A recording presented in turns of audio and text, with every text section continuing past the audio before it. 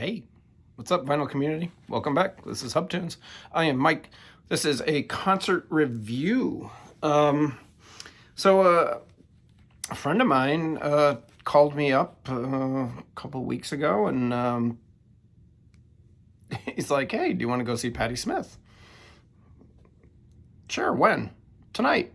Oh, okay. Well, yeah. Why not? I mean, I've seen Patti Smith many times. I think I've seen her 4 times. This might have been my fifth.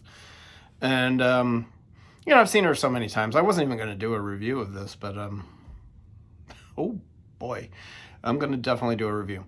So Patti Smith, the great '70s poet, punk queen. The album Horses, everyone knows. This is the great album. Man, this is just a classic freaking record with Gloria, Free Money, Break It Up. Really good record. Legendary. Patti Smith. So he calls me up and he says, "Do you want to go see her?" I said, "Yeah, I've seen her 4 times. Never indoors though."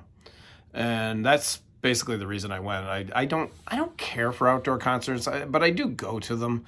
And I've seen her. She does the medium-sized music festival circuit usually every summer.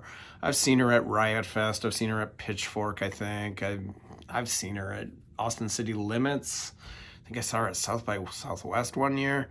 So, but it's always been outdoors, and it's always been that festival atmosphere, which is fine, but it's not the best for really taking in an artist at their peak or at their best. So I said, yeah, I'll definitely go. It was at the Salt Shed, which is the new concert venue. Well, it's not new now. It's probably been about a year and a half, 2 years that they've been open. They're on the northwest side of Chicago. It's the old Morton Salt building. And basically they've gone in and just gutted the place. Well, it's a warehouse. It didn't need to be gutted. So they made it into a music venue. Indoors is great.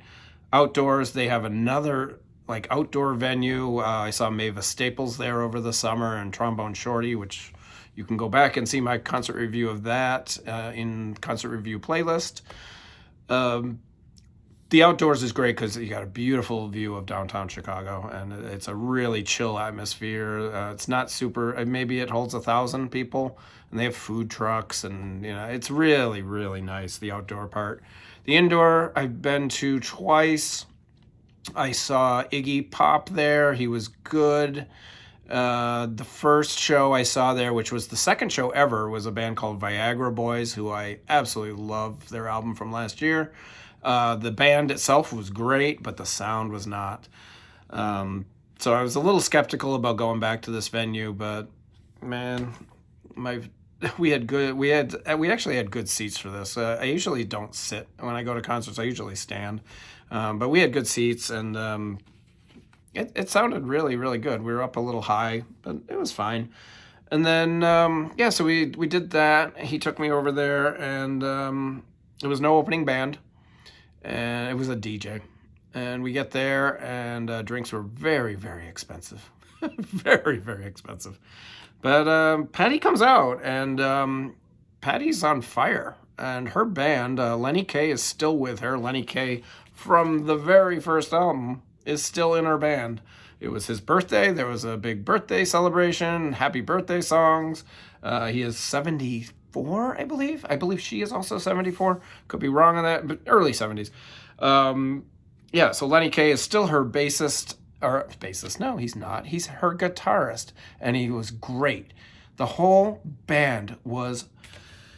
That was my favorite part. The band was on freaking fire. They were so tight, and I'm sure they've been doing this for years, and I don't think the set lists vary very much. But man, she comes out. She opens with "So You Want to Be a Rock and Roll Star," the Byrds cover. I love the Byrds. I love that song. And she looks great. The hair is long and gray, and she sounds good. She's just back on the road after a slight illness. I don't know what it was, but she did mention it. But she said she's fine and she's feeling great. And man, it showed. I'm telling you guys, I've seen Patti Smith this is probably my 5th time. I've never seen her like this. I've never seen her like this. She played a ton of stuff from this, and my favorite Patti Smith record, and I don't know if this is an unpopular opinion or a popular opinion, but I think Radio Ethiopia is her best. I love this record. This is a punky, funky, rock and roll, in-your-face record. And I mean, so is Horses. But this is the one that really has always resonated with me. Radio Ethiopia. It opens with Ask the Angels. Ain't It Strange is great. The song Poppies is my favorite Patti Smith song. I just love that song. She did not play it. She did do Pissing in the River, which is the next song. It was like a 12-minute version of Pissing in the River. Great record. This was just, oh man. So I pulled the set list. So You Want to Be a Rock and Roll Star, Ghost Dance, followed that up, Patti Smith song, Free Money from Horses, Guiding Light, the television cover, dedicated to Tom Verlaine. She had a nice photo of Tom behind her. I believe they dated for quite some time. We just lost him recently. Then she does All Along the Watchtower. What a freaking version of All Along the Watchtower. And Lenny Kaye was unbelievable on guitar. He was so damn good on guitar. They did a Charlotte Day Wilson cover, which I did not know. It was a song called Work. But man, everyone loved it. And it went on for a long time. It was like 15 minutes. It was a really good song. Then she did 9. And then she comes out and dedicates to Fred Smith, Because the Night. Fred Smith, also one of her former lovers or boyfriends from the early days, probably like really early, Because the Night. And it was good. I mean, what a great song. Really good song. Then they did a happy birthday to Lenny Kaye. He is, for his 77th birthday. I'm sorry. Wow. I only had him at 74.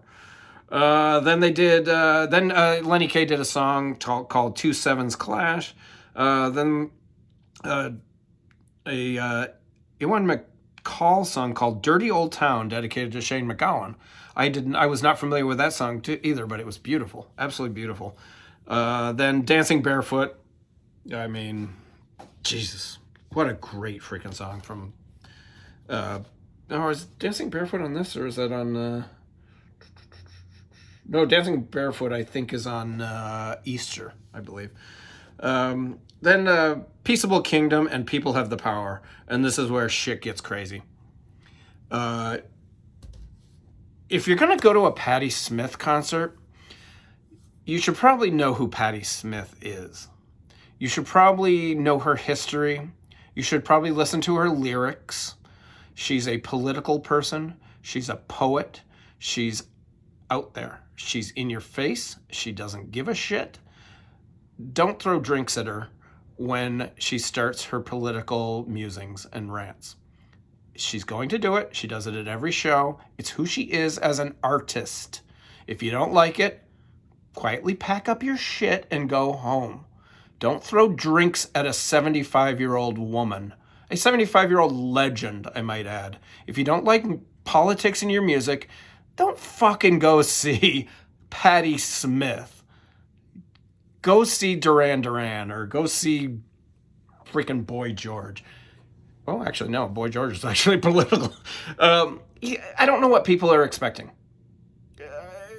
It just blew me away.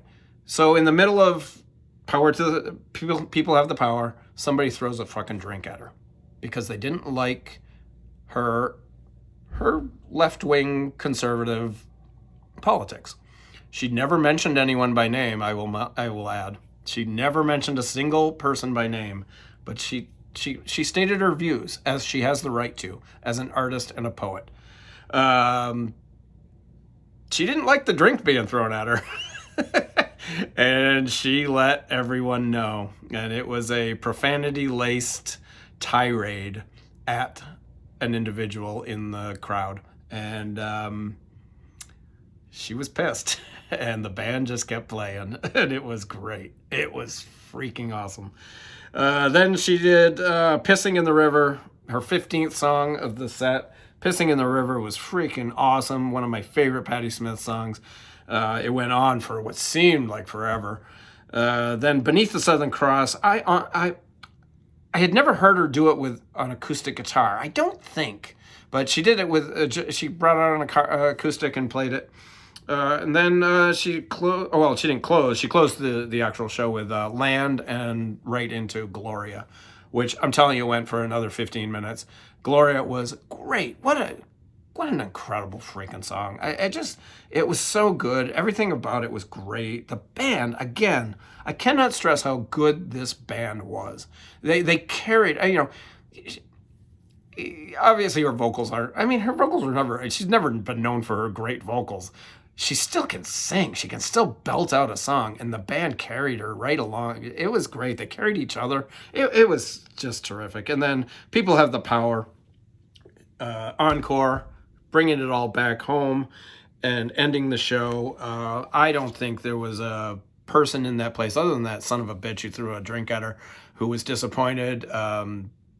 She brought the whole band out for, just some bows and introductions. And man, Patti Smith, you guys, go see this woman. She's not going to be around touring much longer, I wouldn't think. And man, power packed. You guys, stay safe. Go see live music. Support your music venues. Live music's where it's at. I like my records too. Bye.